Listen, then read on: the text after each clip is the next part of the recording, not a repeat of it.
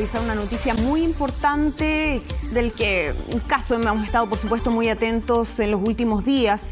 Este dramático caso de Encerrona que termina con la muerte del pequeño Alejandro en la comuna de San Bernardo. Ayer les mostrábamos en directo la formalización de 4 de los detenidos y en todo momento decíamos falta uno porque son 5. Bueno, resulta que en las últimas horas hay 2 detenidos, no solo uno, que era el 5.º que faltaba, sino que un 6.º que llega a una comisaría a entregarse y que también habría sido parte de esta banda, al menos habría participado en algunos momentos de este tour delictual que realizaron durante la madrugada en distintos puntos de la comuna de San Bernardo. Hay un 5.º entonces que es detenido, que es mayor de edad, y este 6.º, Dani, que no lo teníamos hasta ayer en el radar y que se entrega en las últimas horas. Estamos en contacto ya con Daniela Muñoz para empezar a revisar esta información. Dani, cuéntanos qué se sabe hasta ahora de este 6.º detenido por el caso del pequeño Alejandro.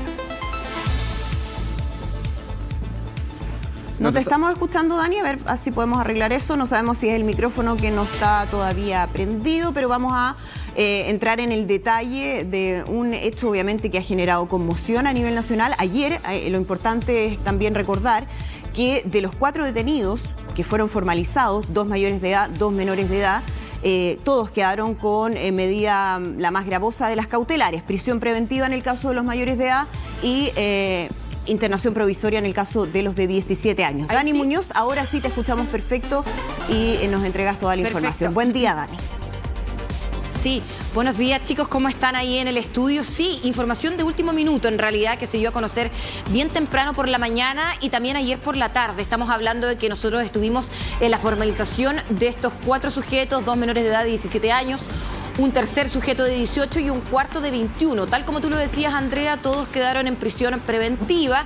Sin embargo, durante la tarde del día de ayer, hay uno de estos delincuentes que se entregó voluntariamente en la comisaría número 62 de la comuna de San Bernardo. Esto ocurrió durante la tarde del día de ayer. En un principio no se tenían pruebas concretas si esta persona efectivamente había participado en este tour delictual que comprende los 3 delitos. Sin embargo, ya durante la noche y hoy en la madrugada se logró confirmar que la persona que se fue a entregar justamente a esta comisaría estaría vinculada en al menos uno de estos 3 delitos que ocurren en este tour delictual. Eso se informó durante la noche y madrugada justamente del día de hoy. Sin embargo, hoy bien temprano fue personal de Carabineros quienes confirmaron que también habían logrado la detención de un 6.º detenido, de una 6ª persona que había justamente participado también en este tour delictual. Para que veamos las diferenciaciones. Se realiza primero un allanamiento en la comuna de Puente Alto. Ahí se logra la detención de un joven de 23 años. ¿Por qué cobra relevancia este allanamiento que hace parte del personal del OS9? Porque este sujeto se descubrió de que había participado en al menos el robo del vehículo blanco en la estación de servicio, en la Shell.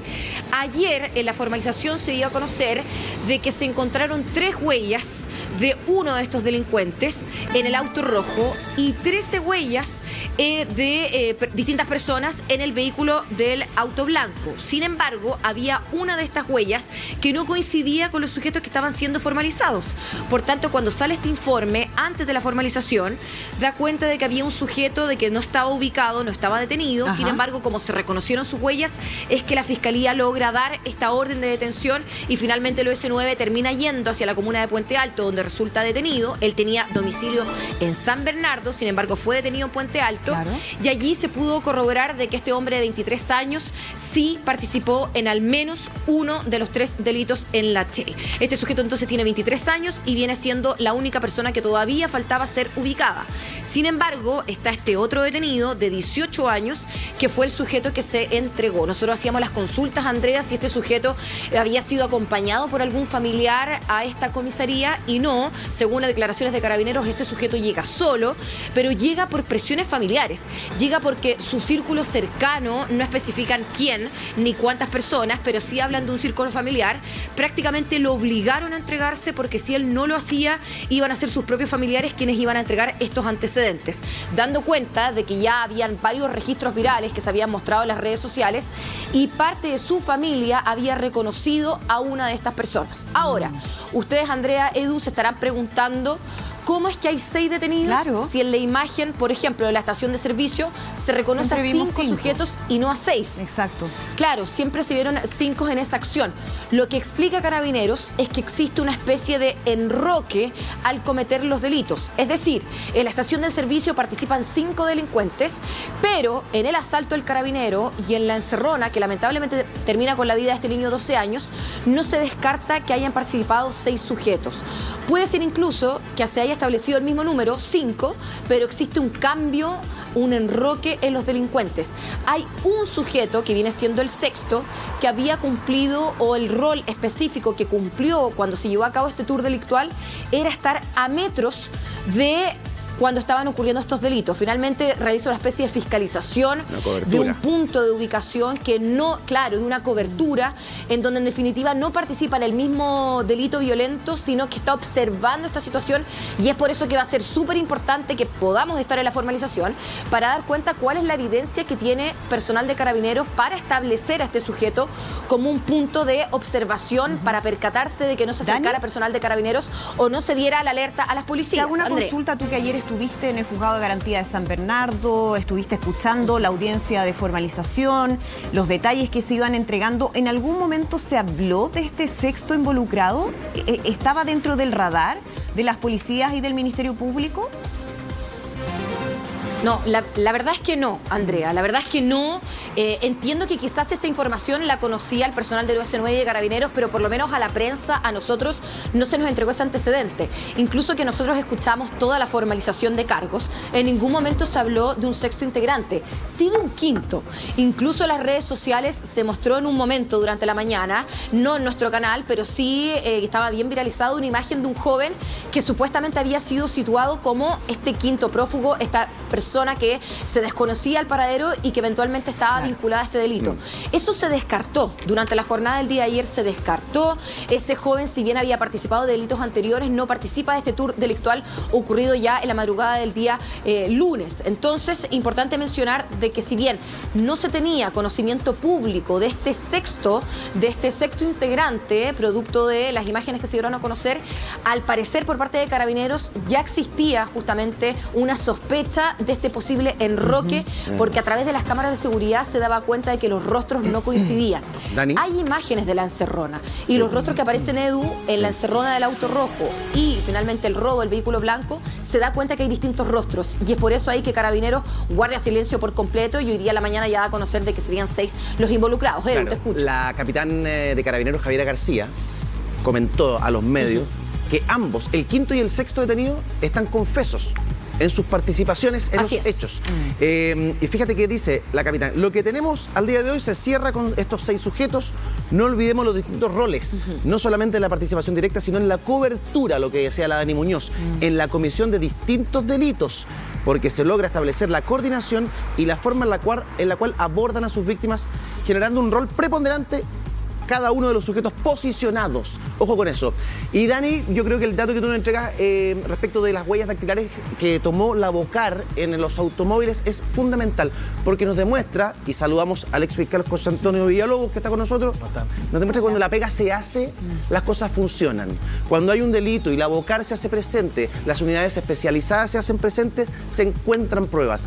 Más allá de lo que muestra un video, más allá de lo que estamos viendo ahí al lado mío, cuando la Bocar opera, cuando la autoridad se activa, hay resultados, José Antonio. Bueno, cuando la Fiscalía dirige a las policías y las policías hacen un trabajo científico, evidentemente que queda demostrado en términos de acreditación quiénes intervinieron en el crimen. O sea, efectivamente que hay un gran trabajo que hay que destacar de parte de la Fiscalía en conjunto con Carabineros de Chile, el departamento de OS9 de Carabineros, quienes desempeñaron desde el inicio de la investigación un trabajo científico que permitió finalmente situar a 6 sujetos en el sitio del suceso de manera bastante rápida. Y no solamente eso, sino que además ha practicado la detención de este último sujeto que estaba fugado, y eso permite cerrar el círculo de quienes participaron en su totalidad, ya sea materialmente o prestando cobertura con distintos roles en este crimen, y por lo tanto la investigación aparece resuelta en términos preliminares bastante rápido, y eso es positivo desde ese punto de vista porque, claro, uno espera que finalmente estos crímenes se resuelvan muy rápido. El problema que tenemos acá es que básicamente estas alertas surgen cuando se produce un crimen muy grande como este. O sea, cuando se produce un robo, por ejemplo, con intimidación en esa misma bencinera, sin un resultado tan grave como este, probablemente esos sujetos no son detenidos. Y ese es un problema que existe en Chile, donde muy probablemente muchos de estos sujetos han tenido otros delitos respecto a los cuales no han sido descubiertos. Bueno, están así, que era lo que ayer se informaba, Dani, respecto a los antecedentes y un largo historial que tenían los involucrados y que habían sido detenidos ayer y que fueron formalizados ayer en el Juzgado de Garantía de San Bernardo. Y uno se pregunta, bueno, ¿hay que esperar siempre que haya un crimen de las características del que vimos con el pequeño Alejandro? ¿Hay que llegar a ese extremo para que haya una operación de este tipo? Porque todo lo que hemos ido conociendo es que estaban identificados como una banda que operaba en ese sector desde hace mucho tiempo. Inevitablemente la reflexión es, bueno, si los hubiesen detenido antes no hubiésemos estado lamentando la muerte de un niño de 12 años. Habló Carabineros, vamos a escuchar justamente los antecedentes que entregan al respecto. Como es de conocimiento de todos, el día de hoy han finalizado esta diligencia que dan cuenta en total, como se señaló, de estos 6 detenidos que fueron parte de todos estos lamentables sucesos. Nosotros lo dijimos desde el primer momento. Dispusimos todos los esfuerzos, toda la voluntad y todas las capacidades para lograr con estos delincuentes por tan grave hecho. En primer lugar, se hicieron distintos allanamientos. Aquí también quiero volver a valorar el trabajo inmediatamente que se realizó con los fiscales del Ministerio Público, un trabajo analítico también, con ellos, compartiendo todo lo que son las experiencias. Tenemos claro que nada va a recobrar la vida del menor, tan lamentable estos hechos, pero sí creemos también que aminora. Debíamos poner todos los esfuerzos para actuar rápidamente como se realizó. Por lo tanto, yo también, más que felicitar, valoro el trabajo realizado por nuestros servicios especializados, que como les dije, dispuse desde el primer momento que se abocaran por completo a la búsqueda de estos criminales. Por eso hay 4 que fueron inmediatamente detenidos, hubo allanamiento en 8 inmuebles y más incluso. Posteriormente, todos saben, hubo uno que se entregó voluntariamente. Yo creo que el llamado que hicimos a que se entregaran fue positivo, en el sentido de que deben entregarse. Y también quiero aprovechar también esta instancia, hacer el llamado a los padres de todos estos niños, adolescentes, delincuentes que en las noches sobre todo están causando mucho temor. Es obligación de todos ellos también, hay una responsabilidad moral de saber qué es lo que están haciendo en las noches, porque son los que están atemorizando a toda la juventud. No es posible que nuestros jóvenes, las personas en general, tengan miedo en la noche de salir, producto precisamente de estas bandas. Y ahora tienen que responder donde deben estar, deben responder ante la justicia, deben responder y si es necesario, por supuesto, todo lo que diga relación con la prisión, ahí es donde deben estar y no andar en las calles causando tanto daño y tanto temor. Claro, ahí la reflexión de Carabineros respecto a qué es lo que hay detrás de este fenómeno de delincuencia juvenil. A mi parecer hay algo más que solo un tema de autoridad paterna, claro, o familiar.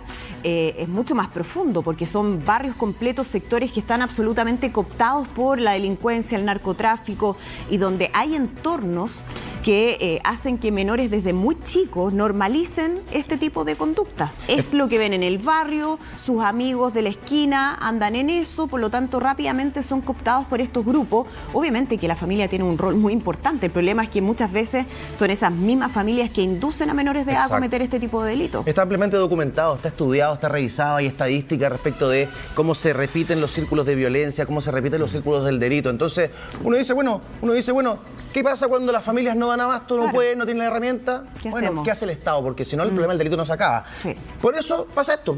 Mire, ¿quiénes son estos tipos que están ya formalizados? Los 4 que formalizaron ayer. En prisión preventiva y en internación provisoria, los menores de edad, como el caso de este primero que vamos a revisar, porque vamos a revisar el prontuario de los 4 que fueron formalizados ayer, que son los antecedentes que se conocen. De a poco vamos conociendo los 2 nuevos, pero este es uno de los 2 menores de edad que había, 17 años, de iniciales JPAB. Nosotros sabemos los nombres, todo. Tenemos la imagen de ellos, pero no las podemos obviamente publicar, como ocurre en el caso de los menores de edad. Y es muy llamativo porque, mira, él aparece ya con varios delitos similares cometidos en los últimos años. Sindicado como conductor del vehículo robado, tiene un historial delictual que se remonta a cuando él tenía 14 años, o sea, llevaba 3 años por lo menos en este mismo tipo de delitos. Tenemos otra lámina del mismo menor. Noviembre de 2023 en Curacaví, primera detención, participó en un delito de características similares. Octubre de 2024, a los 15 años, con un nuevo robo de vehículo. 6 meses después, ya en la comuna de San Bernardo, donde ocurre finalmente el crimen de Alejandro, es detenido por un asalto similar. Abril de 2025, también en San Bernardo, detenido por una encerrona derivada de un programa de monitoreo. Y 6 meses después, detenido por un nuevo delito de robo con intimidación. Historial de violencia, de delitos uno tras otro, o sea, es increíble. Otro menor, 17 años, ARCG. Atención, registra una detención, 2 ingresos al Plan de Seguridad Integrada, el famoso programa de intervención de 24 horas destinado a restituir derechos vulnerados y prevenir conductas de riesgo en niños, niñas y adolescentes. Ahí uno se puede preguntar, ¿qué previene ese programa? ¿Cuánto se gasta en este programa que, a la luz de este hecho, cierto, parece un programa fracasado? A menos que venga la autoridad y me diga, Eduardo, estás completamente equivocado porque tenemos una cantidad de éxitos de niños reinsertados, reescolarizados, impresionante. Claro, que esta fuese la excepción. Que esta es la excepción. Inmediatamente es por eso que el gobierno dice hay que hacer una evaluación respecto de este tipo de programas. A nosotros nos llama inmediatamente la atención, pero no sé si a ti te parece que es una materia a evaluar. Mira, la experiencia indica que en la comisión de delitos violentos, como estos, por ejemplo, robos con intimidación, en general el grado de reincidencia es muy alto. No ocurre lo mismo, por ejemplo, con delitos de menor intensidad. Por ejemplo, un hurto a un supermercado, un adolescente que comete un hurto de esa característica no reincide posteriormente porque no son delitos violentos. Pero una persona que ingresa al sistema a los 14 años de edad cometiendo delitos de esta naturaleza, encerronas, portonazos, obviamente la experiencia indica que reincide y por lo tanto ahí hay una falencia evidente de los programas y una falencia también de la ley de responsabilidad penal adolescente, que no está cumpliendo en el fondo los fines para los cuales fue creada. Sí, nuevamente empieza la discusión de hay que evaluar qué está pasando, qué modificaciones hay que hacer, hay distintas miradas al respecto, es una decisión que hay que tomarse seriamente, Esta cuestión hay que tomarla bien seriamente. Seguimos, Edu. Uno de estos dos menores es el líder, además de la banda, que oficiaba como el cabecilla de toda esta situación, en donde sí hay mayores de edad que están en prisión preventiva y que además se suman los que han caído ahora, ¿cierto? El que se entregó y el que fue detenido en un allanamiento el día de ayer. Yo creo que debiésemos revisar igual, Gárnica, Mauro, el prontuario de los otros, de los mayores de edad. Sí. Vamos a, mira, ahí está el prontuario. Atención, prontuario de este señor DALZ, vamos a dar su nombre, porque es mayor de edad, ¿cierto? Les vamos a entregar el nombre de inmediato. Atención, octubre de 2025 y febrero de 2026, Centro Cerrado Metropolitano Norte de Tiltil. Desde febrero hasta el 9 de mayo de este año, el tribunal lo derivó a una sanción de libertad asistida. Yo no sé qué significa eso, José Antonio no nos puede explicar. Tuvo 3 sanciones y debía cumplir 30 horas de servicio social más 6 meses de un programa de libertad asistida. Septiembre de 2023 hasta marzo de 2025 estuvo protección especializada. Claro, siendo menores de edad en ese momento. Exactamente. Pero hay un problema de la sanción, ¿no? O sea, cuando tú cometes un delito que te permite estar en un centro cerrado, es porque es un delito violento, que es la internación provisoria. Por lo tanto, muy probablemente se trataba de un delito de robo con intimidación. Está en un régimen cerrado que es el símil de la prisión preventiva de los adultos. Exacto. ¿Y qué ocurre después? En el fondo lo sancionan a una libertad asistida. Ahora, ¿asistida por quién? ¿Quién controla eso? Finalmente termina incluso con prestación de servicios a la comunidad. ¿No? Entonces, hoy día creo yo que hay un problema con la ley de responsabilidad penal adolescente porque las sanciones que se establecen no están siendo acordes al resultado del crimen que se comete. Entonces, a la gravedad requiere una modificación urgente en términos no solamente de la modificación de la edad que algunos quieren imputar incluso a menores de 14 años, sino que también con las sanciones, con la retribución por el delito que cometiste. Por supuesto. Y por eso hablamos, por ejemplo, que en este crimen tan grave, los menores de edad arriesgan una sanción única y máxima de 10 años de privación de libertad. Exacto. Y ahí uno se pregunta, esa sanción de 10 años de privación de libertad, que muy probablemente puede modificarse, porque, ojo, no es solamente que él va a cumplir 10 años de privación de libertad, sino que durante el curso del cumplimiento puede tener el juez puede modificar esa sanción, incluso rebajarla a un régimen semicerrado donde él pueda tener libertad. No le hace sentido a nadie eso. A nadie. Claro. O sea, evidentemente no hace sentido que alguien que estuvo tras el crimen de un niño termine con 10 años si es que. Sí, claro, No tiene relación a la gravedad de los hechos. Se llama Damián López. Damián López. Damián López, sí. Además que hemos tenido ciertas imágenes en el momento en que son trasladados, en fin. Ayer el tribunal, que eso fue no decirlo, impidió que se transmitiera en directo la audiencia de formalización, tanto para menores de edad como para los adultos. Exacto. Pero por eso hacemos la diferencia, porque ahí sí podemos dar el nombre. Y seguimos con el otro mayor de edad, que Luis Núñez. Ahí Núñez, está, claro. también mayor de edad. Prontuario, condenado por robo con intimidación.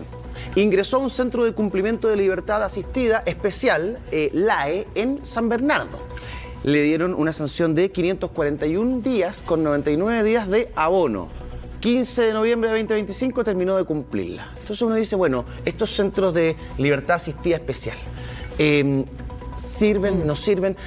Había salido en noviembre del año pasado y ya estaba en esto, siendo además mayor de edad. Sí, insisto, en el fondo, respecto de la comisión de delitos graves, la experiencia indica que no han servido. Por lo tanto, todas estas acciones que hay respecto de intervenciones no tienen un resultado positivo. Por lo tanto, hay que evaluar efectivamente cuál es el resultado de estos programas para establecer finalmente si ahí está el problema o no. Tenemos varios problemas. Evidentemente, un problema es la ley, otro es la sanción que está asociada al delito que cometen, pero también tenemos un problema de intervención grave. Muchos dicen, mire, hay que buscar la solución en la reinserción. No hay tiempo para la reinserción. Sí, hoy día los gobiernos son de 4 años. Nadie se va a preocupar precisamente de establecer planes de reinserción social para que esto no se produzca. Eso es a largo plazo. Hoy día hay que tomar medidas inmediatas. Medidas inmediatas desde la prevención, que hoy día obviamente tenemos por lo menos acción del gobierno, que se ha visto en el último tiempo, por lo menos en temas de copamiento. La prevención se hace así, con copamiento en la calle, funcionarios policiales, carabineros de Chile en distintos lugares de la región metropolitana, en las regiones también, pero también hay que sumar, por ejemplo, a la Policía de Investigaciones de Chile. ¿Por qué? Porque se necesita en el fondo un copamiento policial para evitar la comisión de delitos, eso es disuadir la comisión de delitos cuando las personas quieren cometer delitos y ven la presencia de carabineros o policía o incluso seguridad ciudadana, se inhiben de cometerlos. Por lo tanto, ahí está la prevención. Ahora, ¿qué ocurre con la persecución penal? Tenemos también un problema grave porque, claro, lo que hablábamos antes, hay muchos delitos que se cometen. Probablemente estas personas habían cometido 10 delitos antes y no habían sido descubiertos. ¿Por qué? Hay que buscar los resultados ahí también. ¿Te gusta a propósito de copamiento, te gusta la idea de algunos alcaldes, incluido el alcalde Guaite de San Bernardo, de apoyo a las Fuerzas Armadas en la calle? Mira, yo no lo descarto, no lo miro tan negativamente como otros lo han mirado, porque tiene que ver con funciones específicas, con funciones principalmente de control y de copamiento. Si nadie está hablando aquí que el funcionario militar va a practicar la detención de alguien, es básicamente estar en lugares determinados donde se producen delitos, con fiscalizaciones quizás apoyados por carabineros, apoyados por seguridad ciudadana. En el fondo es un tema de presencia del Estado en los lugares donde se están cometiendo delitos. Básicamente eso. Por ejemplo, si hubiera en el sector aledaño a esa bencinera donde se produjo el primer robo, bueno, podríamos quizás haber evitado ese robo. Por lo tanto, en términos de prevención, me parece que todo este tema de copamiento va en una línea positiva. Es decir, el gobierno sabe que en definitiva, copando los territorios, con presencia policial, se van a disminuir delitos, se van a ubicar personas que tienen órdenes de detención. Por lo tanto, hay un tema de prevención ahí. Pero tenemos una falla, creo yo, importante en el tema de persecución penal, en una persecución penal inteligente. Hoy día, la Fiscalía recientemente se ha dado cuenta que hay un foco importante acá y creó aparentemente, o va a crear específicamente, un conjunto de fiscales que se van a abocar a analizar precisamente esta intervención de los adolescentes. Pero esto ya lleva mucho tiempo. Es que ese es el punto. Lleva demasiado tiempo, las fallas se mantienen. Tenemos problemas graves en prevención, en persecución penal y para qué hablar de reinserción, es cosa de mirar justamente el prontuario de quienes están involucrados en este caso. Y nos vamos enterando también de algunos detalles de los 2 últimos detenidos, Dani. Decíamos, el quinto fue capturado. El quinto ayer hablábamos desde temprano, estaba identificado, lo estaban buscando, tarde o temprano iba a caer. Pero este sexto era alguien que no estaba en el radar público, al menos de los medios de comunicación. Nosotros no sabíamos de esta sexta persona y termina entregándose un poco por presión, decías tú, de la familia. Es también mayor de edad. Los 2 nuevos detenidos son los 2 mayores de edad y la pregunta es qué va a pasar con ellos durante esta jornada. Así es, tú lo decías, son 2 mayores de edad, uno de 18, otro de 23 años.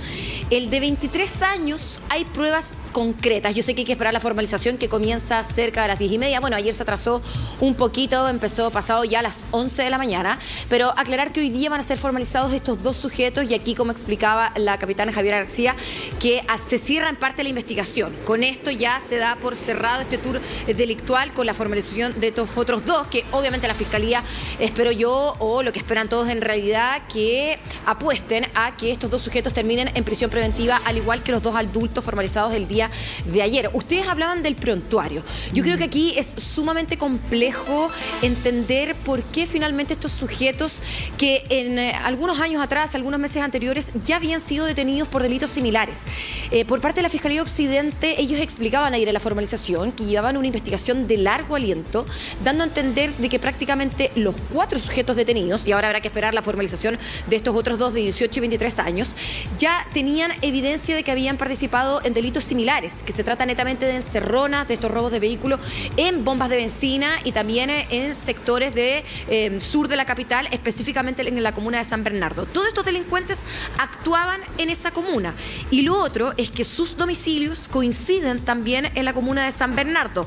Ni siquiera se iban a otras comunas más periféricas como los que están alrededor para atacar, sino que netamente se concentraban en San Bernardo. En los próximos minutos va a comenzar esta formalización, vamos a ver por qué delitos también van a ser formalizados. Sin embargo, nuestro compañero Over realizó una nota que da cuenta del perfilamiento o cómo ellos atacaban a sus víctimas, a quienes priorizaban, en qué sectores ellos se centraban. Vamos a ver su nota y al regreso